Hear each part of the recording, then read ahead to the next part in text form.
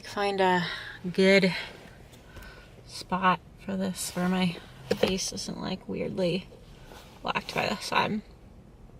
It's good enough. I just finished having lunch with my parents. Chelsea wasn't feeling well, so she stayed home because, drumroll please,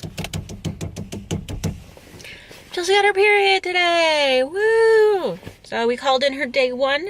We have to go on Wednesday for her first blood test and to talk to the nurse to start medication. No ultrasound the first day, which is nice. Of course, I worked 2 days this week, Wednesday and Friday.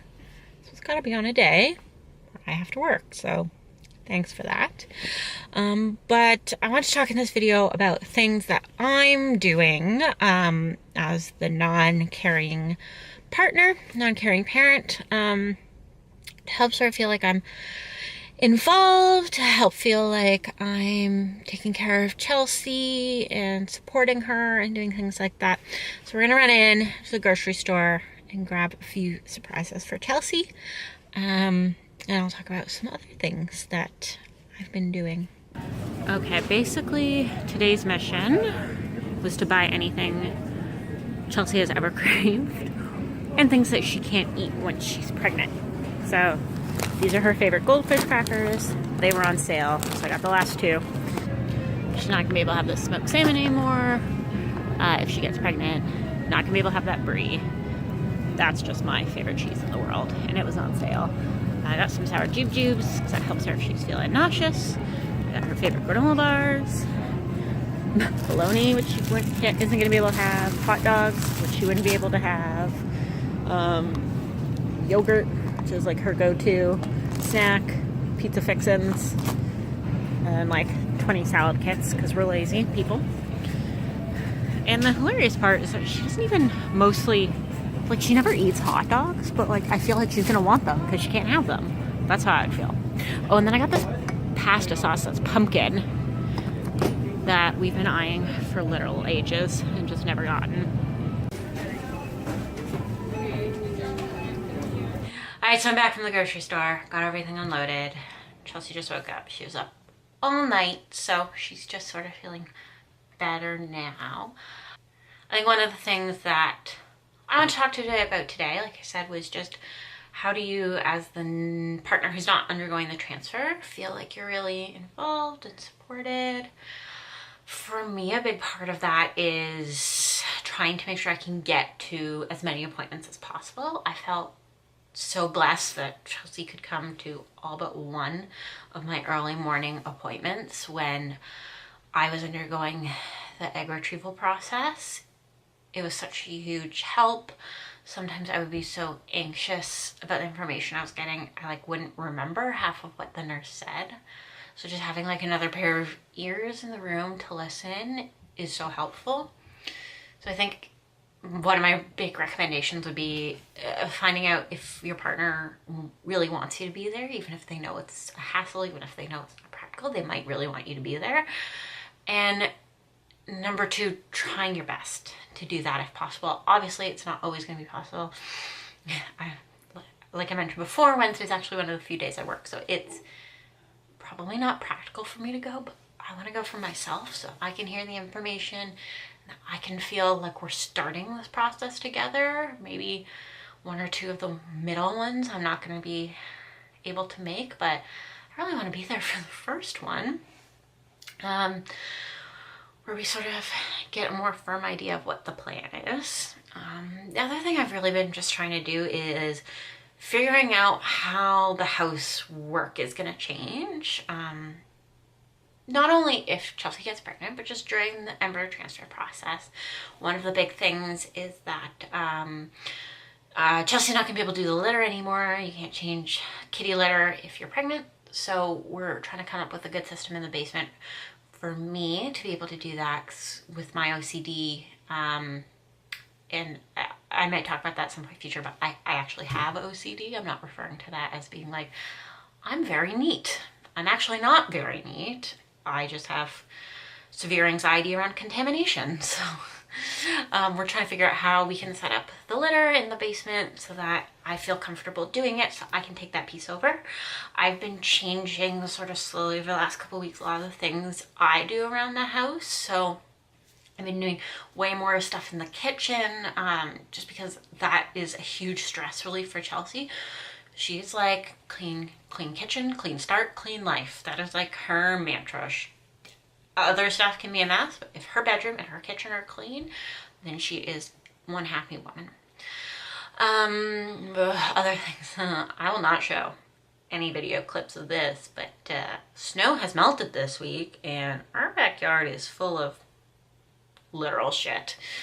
So I've been trying to get that cleaned up so we can have, again, fresh start. I think that the main theme is try and get stuff in your house so that you're not gonna be, I hit the table and it kind of just shook. Trying to get stuff in your house so that you're not gonna be starting from a place where you're constantly trying to play catch up. I remember from when I went to the fertility doctor really frequently that we're just exhausted if we're up at like 5 in the morning to go to the fertility clinic. By the time we're both done work at the end of the day, we're too tired. That brings me my other recommendation.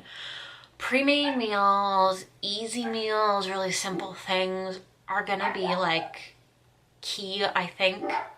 These are recommendations that people make like also when you're about to have a baby, but like honestly, doing the fertility process is so time consuming, especially if you have a long drive to your clinic, and so stressful that you just want dinner to be simple. So I got a couple of freezer meals. I got a couple really simple, like throw together things. I got salad kits because we're too lazy sometimes to cook vegetables. And also, you can't have salad kits when you're pregnant. The things you can't have when you're pregnant, there are so many of them. I had no idea. This is going to be a bit of a lifestyle change. But in the meantime, while we're doing the embryo transfer process, Chelsea can still have bag salads once we kind of hit transfer day. We'll have to make sure we finish these things before then. But when we get our actual transfer day, I've got a couple other surprises with Chelsea, and I know she's gonna watch this vlog, so I don't want to say anything about them, but there's just a little cute thing that I got her for the actual transfer day that I think that she's really gonna like. And I think that one of my other thoughts moving forward is that I'm gonna try to be calmer than I have been about the transfer. I was just so excited. I wanted to get going that I think that I was actually not irritating, but like I was bothering Chelsea about her period and when it would be arriving. I'm amazed it arrived on time and not like a week late, because I was super annoying, and you'll know that if you follow me on Twitter. I handle the tweets because Chelsea hates Twitter. But I was like constantly just like, hi. Do you have your period yet? And so I'm gonna try to be calm. I'm gonna try not to ask a lot about any physical feelings that she might had. And one thing that we did, because I was asking a lot about physical feelings about her period, that I think will help us in the embryo transfer, is she did like a nightly check-in where I would try my best not to ask throughout the day, but you know, before we went to bed, she'd be like, you know, I kind of was feeling this way today, or I noticed feeling like a little bit of this or a little bit of that. I think I can only imagine, I'm not even there yet, but I can only imagine how hard it is to be kind of wondering, are we pregnant? Are we pregnant? Are we pregnant? And you're not having any body sensations. I'm not gonna know what she's feeling. So figuring out how we can communicate that so my anxiety is okay without me pestering her, so her anxiety is okay. Balancing those two things is gonna be tricky but important. My last recommendation, and then maybe I'll go check in on Chelsea, is that try to find something to distract yourself with. So Chelsea is actually really busy at work right now, which I think will work to her benefit. But the other thing is just something fun that you can distract yourself with. Chelsea goes through phases where she'll like get really into something for a while. She had a previous phase a few weeks ago where she was really into the idea of us having a hobby farm, like now. And I was like, okay, I don't know if we can feed into that. But then about a week ago, she hit the phase where it's like, spring is coming. Let's get every plant in the world. And I'm like, that I can enable you with. So we have shopped for a lot of plants over the last few days, and I actually think that they make the house feel so much lighter and airier and cleaner and healthier. And searching for her next plant is taking literally hours of her day up, and I think it's super helpful for her to have like a productive, healthy activity to do. And so like whatever I can do to support that for her, I am absolutely going to do. So those are some of my tips for what you can do as the non-carrying, non-embryo transferring partner. Whether you're doing reciprocal IVF or regular IVF or IUI or whatever, these things could be helpful, and I'm sure I'm going to figure out more over the next few weeks. So as I do, I will tweet them. Go follow us on @2ladiesmakeabab. Follow us on Instagram @2ladiesmakeabab. And subscribe and like to our channel. Hey, babe? Yeah. Yeah. Do you feel well loved and taken care of? And keep in mind before you answer that you are being videotaped, which encourages honesty. Yeah. Yeah? Yeah. You feel well loved and taken care of. There you go. See? Proof positive. Buy your wife some hot dogs and she will feel well loved and taken care of. Yeah. Hot dogs. Hot dogs.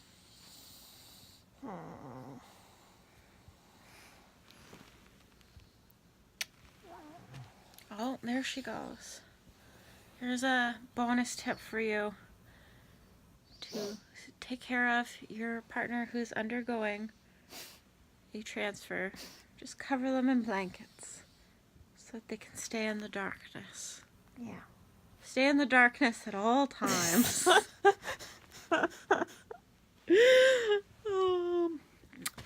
Please do not cover your partner in blankets. Do it. I'm always so worried people misconstrue. Cover them in blankets. Misconstrue. Smother them. Internet jokes. Don't smother anyone. Smother them. Oh no. So I already filmed a bit of a wrap up. I'm cutting back in now, some more footage, but that's because Twitter just told me that it is apparently National Wine Drinking Day. Now technically I suppose that's American National Wine Drinking Day, but you know what? Canada just likes being off on holidays when you're off. That's why we invented Family Day tomorrow. It's because apparently we don't care enough about our Prime Minister to call it Prime Minister's Day. Oh, it's fine. They don't need anything. They don't care. So anyways, I can hardly let a national holiday go uncelebrated, especially one about wine, when I'm, you know, a wine mom to be. So, gotta have a little bit of rosé. So great.